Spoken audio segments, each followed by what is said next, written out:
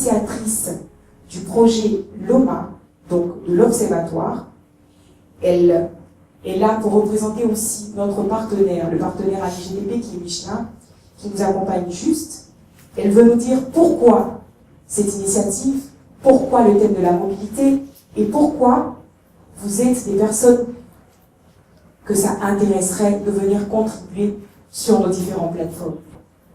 L'Afrique est en marche aujourd'hui et la cadence s'accélère fortement. La croissance démographique, l'urbanisation sans précédent dans le continent créent de nouveaux besoins, de nouvelles opportunités, mais aussi de grands nouveaux défis. Des solutions de mobilité efficaces, modernes, innovantes et inclusives pour transporter les personnes et les biens à la hauteur des besoins croissants doivent donc se mettre en place pour permettre l'essor économique, l'accès aux biens et aux services et créer des emplois. Alors pourquoi un observatoire des mobilités africaines? Parce qu'un cheminement pérenne commence par une vision nourrie et partagée des solutions possibles et des trajectoires souhaitables. Quelles sont les initiatives qui marchent le mieux? Dans quels systèmes existants ont-elles leur source? Quels freins existent et comment sont-ils levés ou contournés? Comment ces initiatives, ces innovations sont-elles en train de modifier en profondeur des systèmes établis, les comportements des usagers? Les entreprises mondiales, dont Michelin fait partie, ont besoin de cette vision. Ils ont besoin de ces éléments de compréhension sur ce qui bouge et dans le bon sens pour être rassurés, pour investir avec confiance, pour s'appuyer sur des partenaires forts et fiables. L'Observatoire les invite à se faire connaître, à faire parler d'eux et de leurs innovations, à nous aider à comprendre. Les entreprises comme Michelin et ses partenaires regardent. La deuxième mission confiée à l'OMA est de capturer la demande sociétale. Le paysage économique de l'Afrique change. Mais qu'est-ce qu'un paysage économique si ce n'est les hommes et les femmes qui l'animent par le travail ou la consommation? Quelles sont les aspirations, les besoins exprimés ou l'attente de ces hommes et ces femmes? Ces questions, vous en conviendrez, cette question-là, vous en conviendrez, est très différente de « on vend tel produit en Occident ou en Inde ou en Chine, donc on va le vendre en Afrique ». Quels sont les produits, les services auxquels les populations dans les différents pays d'Afrique souhaitent ou ont besoin d'accéder pour accompagner au mieux les étapes de leur développement et pour arriver à quelle situation à long terme? Il y a plusieurs attitudes face à l'avenir. On peut le subir, on peut y réagir, tels les pompiers se rendant sur les lieux d'un incendie, ou on peut le préparer, le construire. C'est ce que nous croyons chez Michelin, et nous souhaitons vous accompagner dans cette démarche et dans ce que nous connaissons, la mobilité. Madame, Monsieur, il n'est point de disserter ou soutenir que la mobilité, même si elle a existé de tout temps historiquement, y compris en milieu, mais est devenue aujourd'hui un aspect essentiel des activités économiques et sociales. On pourrait même dire que apporter des réponses pertinentes et adaptées aux problèmes de la mobilité est aujourd'hui un défi majeur lié à la modernité et à la mondialisation. Je pense que c'est une des justifications de ce projet qui vient donc à point nommé. L'Observatoire des mobilités africaines est une plateforme qui a pour objectif d'analyser la dynamique des mobilités sur le continent africain. Il a une vision panafricaine et regroupe des personnes de différents profils et d'expertise complémentaires. Il privilégie une démarche prospective de mise en visibilité des innovations dans la mobilité, de partage de bonnes pratiques et de co-création de scénarios pour une mobilité durable et inclusive sur le continent africain. L'OMA s'appuie sur une approche participative dans ses actions. Partager des informations, comparer de bonnes pratiques, discuter des innovations et plus généralement, avoir une vision globale et plurielle de l'environnement permettant à tous de mieux anticiper, de mettre en commun connaissances, compétences et complémentarité pour imaginer la mobilité de demain, une mobilité souhaitable, une mobilité durable. L'Observatoire des mobilités africaines a été créé avec le soutien du groupe Michelin, représenté à cette cérémonie de lancement par Laurence Hillman, en charge de la prospective pour l'Afrique au sein du groupe.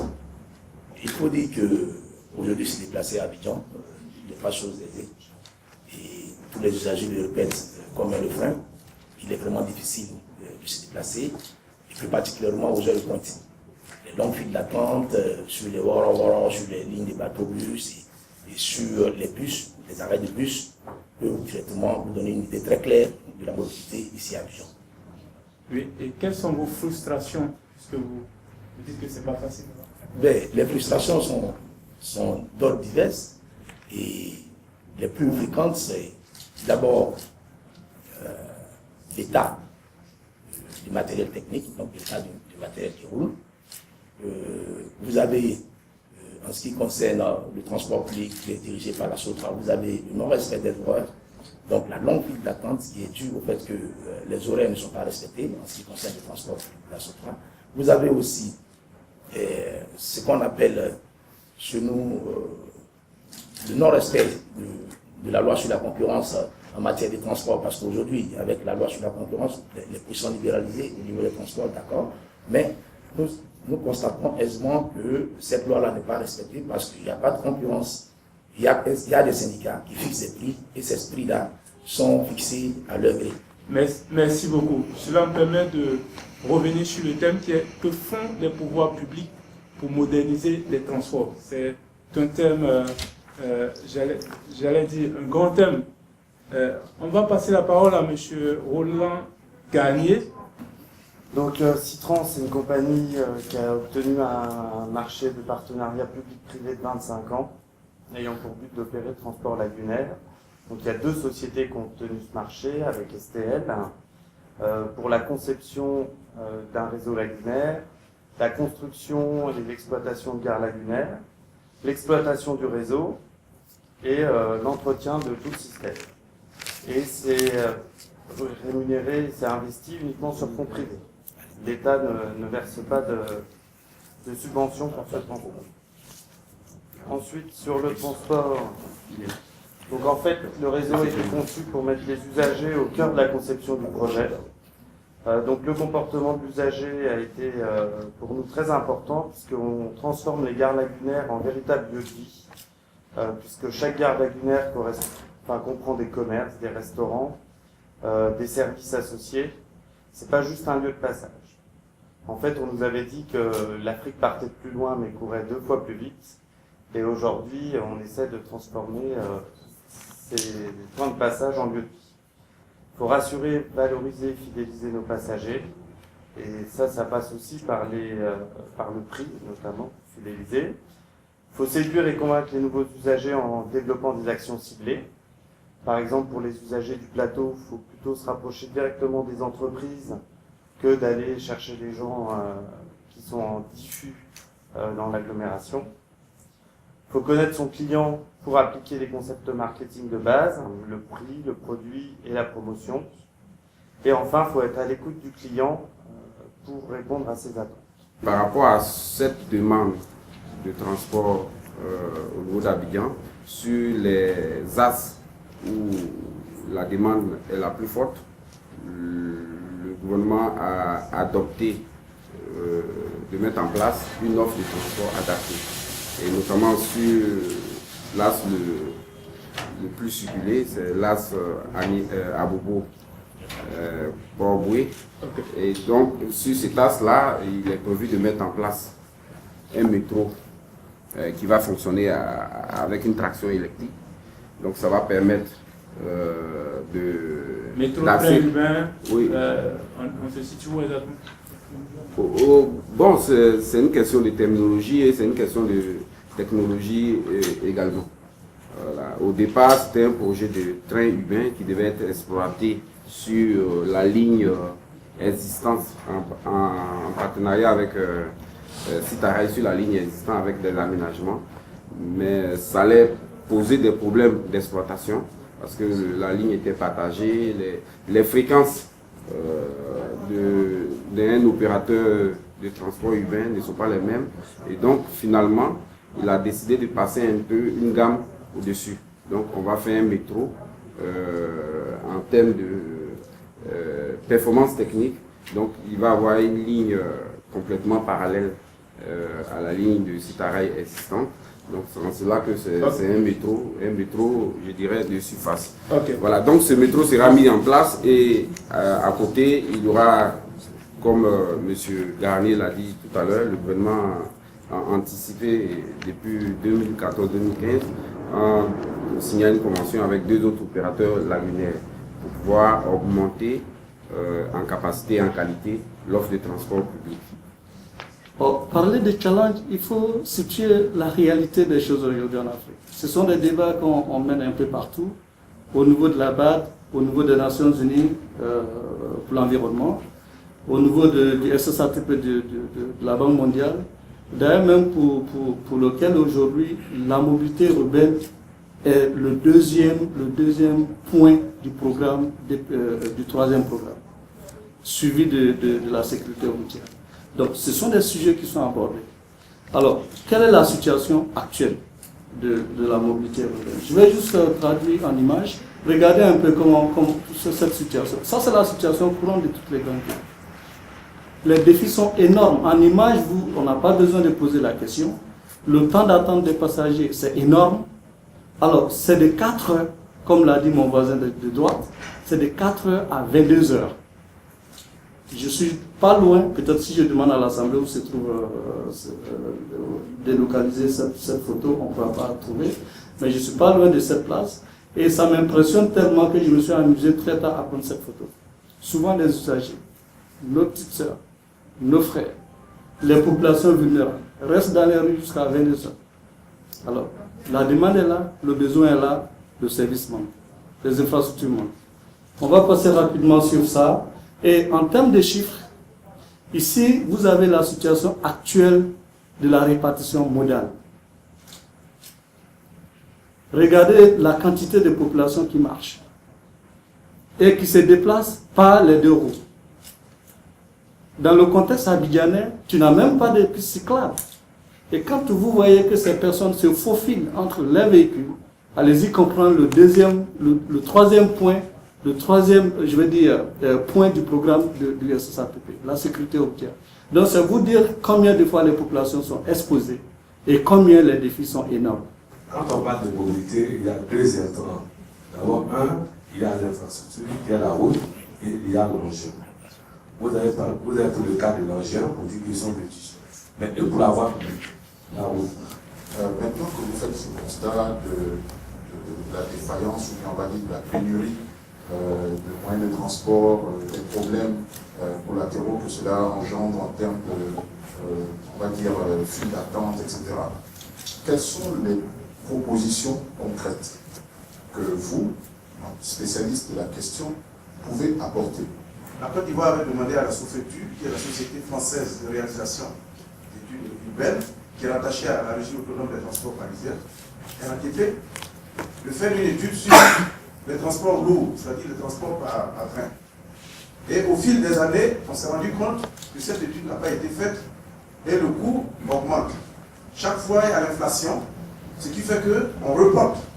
Aujourd'hui, on voit qu'on a une ville dont la population augmente, on estime à peu près à 5 millions la population d'Abidjan, et chacun essaie de voyager dans de bonnes conditions en achetant un véhicule.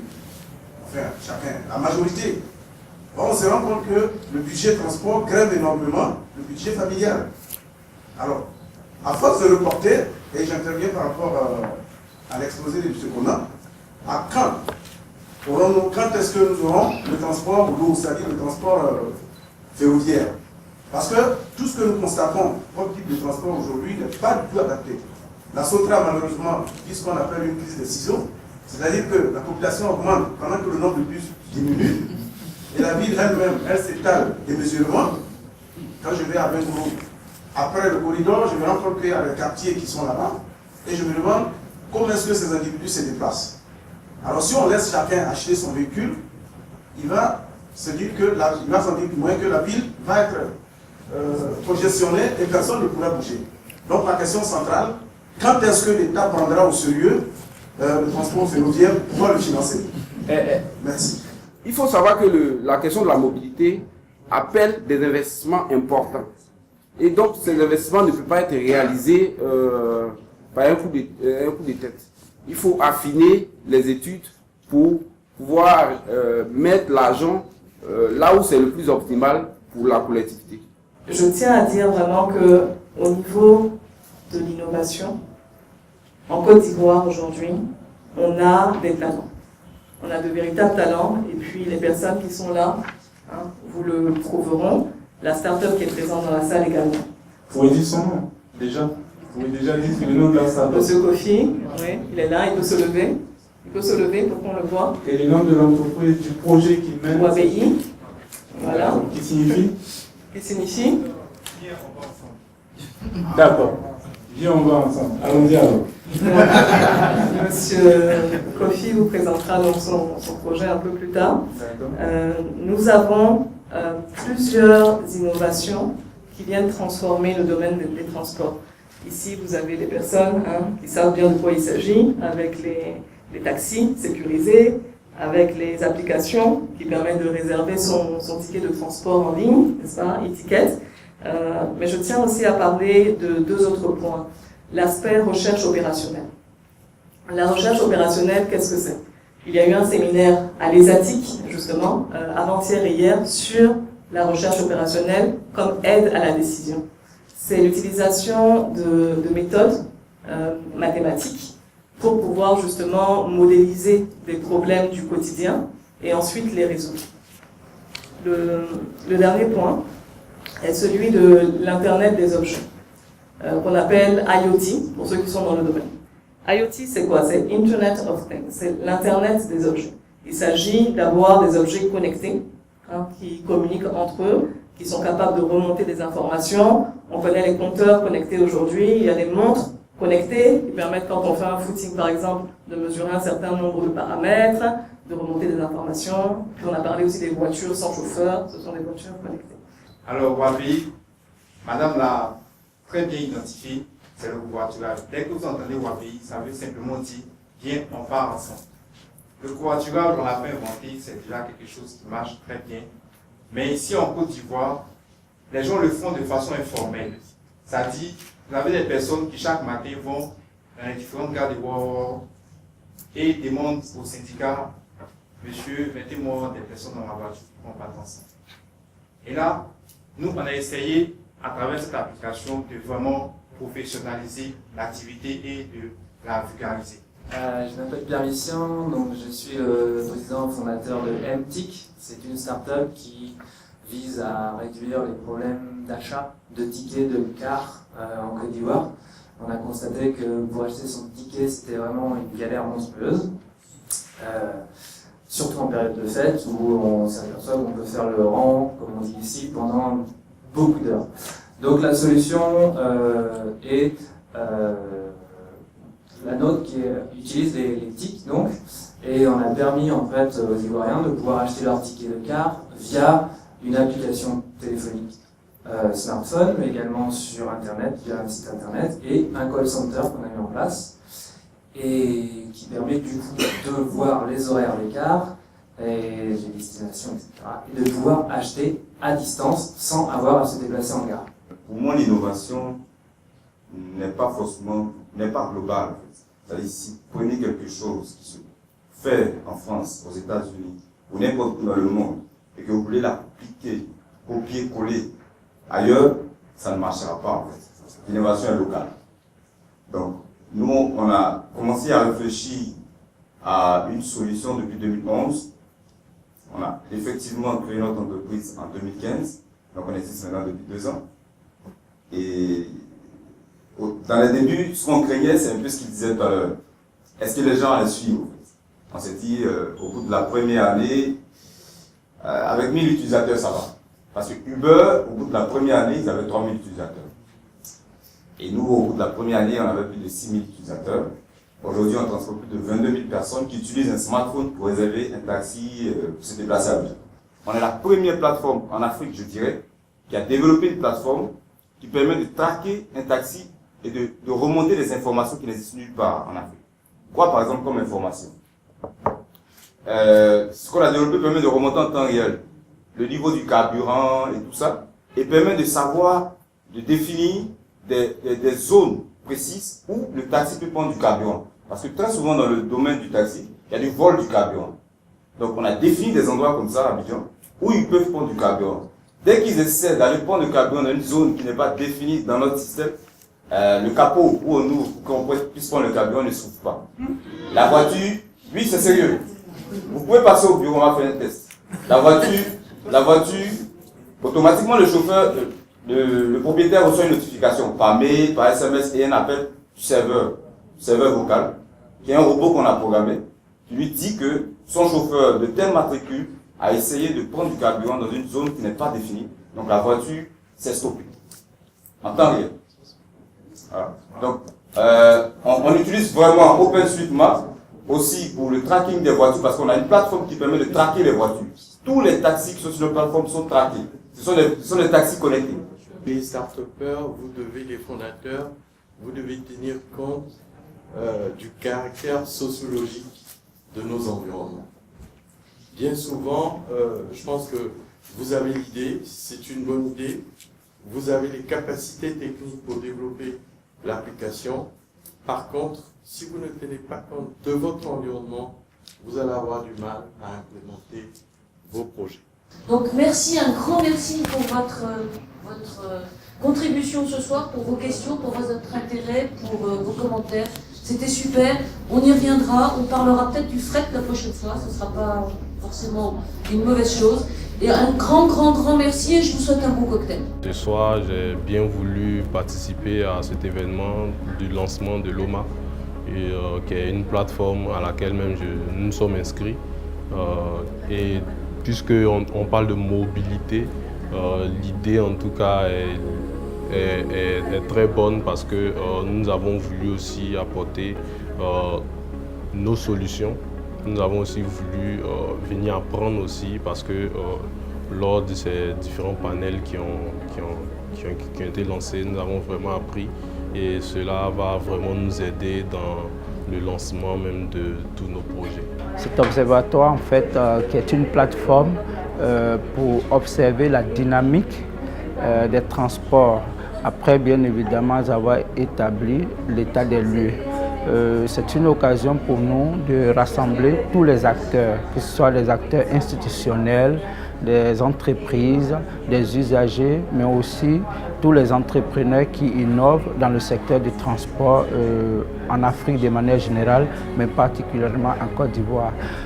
C'est une initiative bien évidemment de l'Institut pour la bonne gouvernance, le développement et la prospective, en collaboration avec le groupe Michelin, pour qu'ensemble nous puissions mener des études, des recherches pour comprendre quels seront les types de mobilité qui vont se développer dans l'avenir. Cette rencontre nous a mis davantage devant nos responsabilités.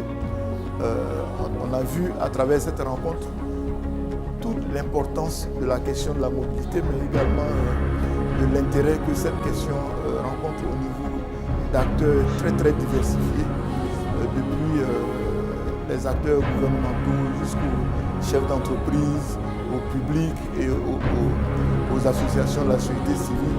On se rend compte que les recherches de solutions à la question du transport, tout ce qui est déplacement en ville, mais aussi hors des villes, est une question très cruciale en ce moment en Côte d'Ivoire et même en Afrique de façon générale. Je suis Laurence Sulman, je travaille pour le groupe Michelin dans son entité prospective et nous sommes très intéressés à avoir une vision à long terme des mobilités en Afrique demain.